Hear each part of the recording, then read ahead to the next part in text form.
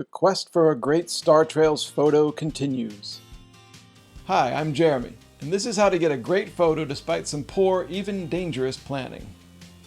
Osaka is full of light pollution that blocks out stars, but down here on the coast of Wakayama Prefecture, things are much darker. I found this obscure train station called Tanami, and on Google Maps, someone named Yoshiyuki Shioya took a 360-degree photo. Didn't look like much at first until I saw this. An amazing natural rock arch. I thought night stars would look great with the arch, so I got my equipment together one day and took off. Despite the weather, it was December 24th and cold, I planned on staying out on the shore all night. The full moon would eventually move out of my way, and I'd shoot the stars over the arch around 2 a.m. Then I'd wait and capture the sunrise through the arch. And at the last minute, I decided to take my tent, just in case I wanted a place to sit and relax. I had to actually set it up inside to make sure I remembered how. The train took about 3.5 hours, and I arrived at Tanami Station at 2:30 p.m. I think there's something about small town life that brings out a quirky kind of creativity in people. It's on display at Tanami Station, whose walls sport fading images of figures and objects that suggest a remote, pent-up creative urge on behalf of some local artist. Perhaps a touch of madness. Google Maps has suggested that I could walk along these roads all the way to this little cul-de-sac, and I hoped down to the shore itself. Hey, Yoshiyuki Shioya got there somehow. And it worked. I'm not sure how public these roads are, but I didn't see any people, just chickens. The cul-de-sac was miniature indeed, and my heart leapt when I saw the water just beyond. Open ocean all the way to Indonesia, 2,300 miles away. As it turns out, the final path to the shore is actually a 20 or 30 foot drop, almost straight down this cliff. Part of it is rock, part of it is roots and dirt. Someone had attached a big rope, and I shimmied down, trying not to topple forward with my heavy backpack. I reached the shore, leg muscles screaming from the strain of the descent. It never even occurred to me how to get back up. The beach turned out to be sections of rocks and sand, plus large slabs of black rocks in the water. I scrambled over and around several, and then there it was, bold in the sunshine. My arch. Just like on Google Maps. I tried to ignore the clouds. I clambered around the spiny, uneven rocks in front of the arch, looking at angles and imagining the star trails. To be honest, the prospect of a tsunami haunted me. Scientists predict a huge earthquake in the Nankai Trough sometime within the next 30 years, one that would probably send an enormous tsunami right here to submerge the rock arch and any foolish photographers nearby under several meters of violent icy water.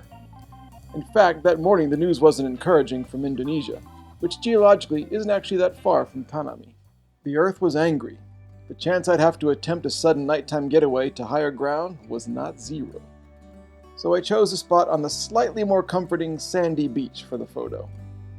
The area I was in was lovely, quiet, only the sound of water lapping against the wet black slabs. Large ships plied the channels further from shore, a lighthouse protruded from a promontory, and birds amused themselves on rocks, waiting for the sunset just like me. It came, and I hadn't anticipated anything at all like this. It remains true that if you put in the effort to travel somewhere, you'll be rewarded, often in unexpected ways.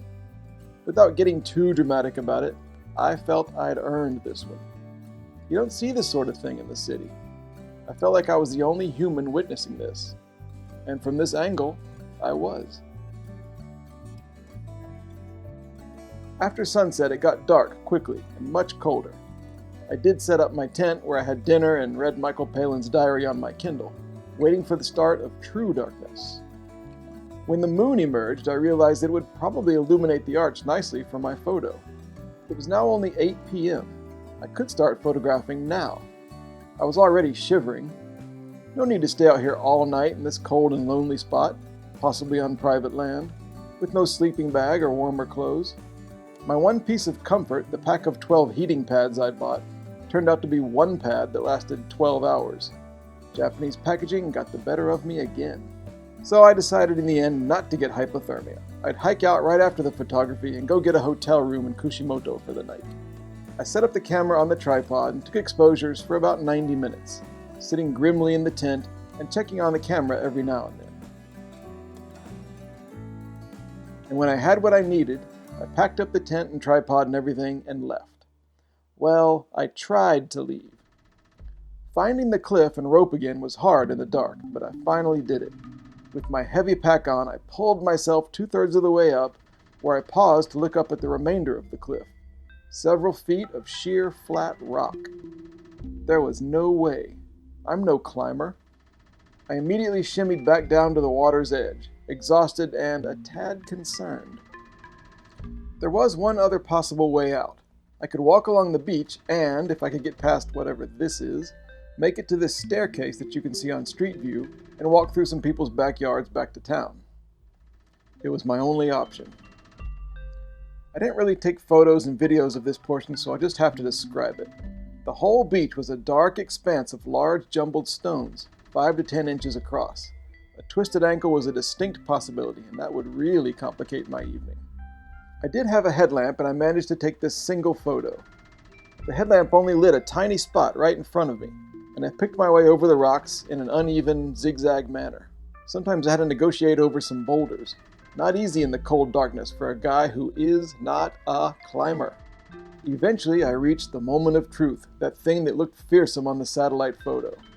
I pulled myself up to the edge of this large rock formation and peered over it, 2 meters straight down into dark, icy water. This other rock was about 3 meters away, too far to leap to and without a place to land anyway. The water was rushing back and forth below.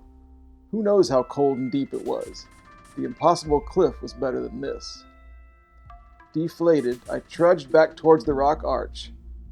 For some reason, songs like "Girls Just Want to Have Fun" popped into my head. Why? When I reached the arch, I sat down, exhausted, and tried to check my blood sugar. My 1-drop meter was too cold. All I got was an error.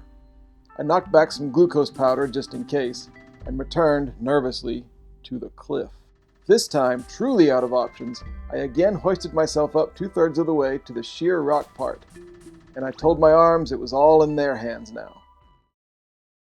With a desperate effort, I gripped the rope and pulled my weight up, and suddenly I was on the top. Standing in the little cul-de-sac, now lit wanly by the moon. To over-dramatize this even more, I knew exactly how Edmund Hillary and Tenzing Norgay felt. Exactly. Then it was just a 1.5 mile walk down the dark chicken roads back to town. The first thing I saw there was an old woman taking out the trash. If an old woman is doing housework, you're in a safe place. Tanami Station is an unstaffed open hut, and I waited in the aching cold for about an hour. Not a lot of trains come by here. I waited for the day's last one, and pondered how the amusing quirkiness of the station wasn't so charming anymore.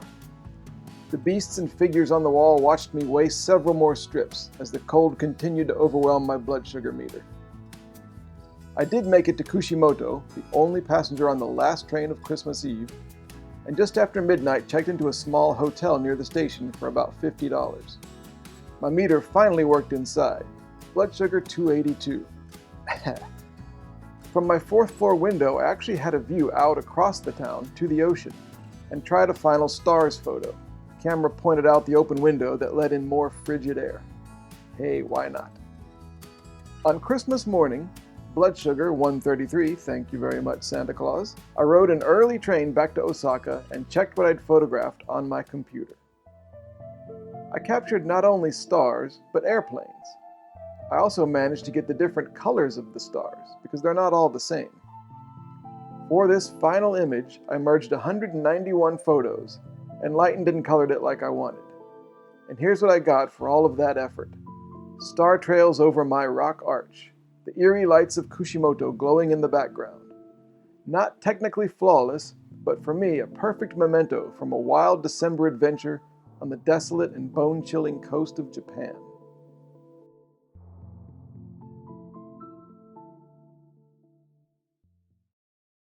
Thank you for watching. I always advocate careful planning by diabetics who are traveling somewhere, and as you've seen, my own preparations let me down sometimes. If it's going to be cold, make sure your technology will work and/or you have a way to warm it up. And take a damn sleeping bag!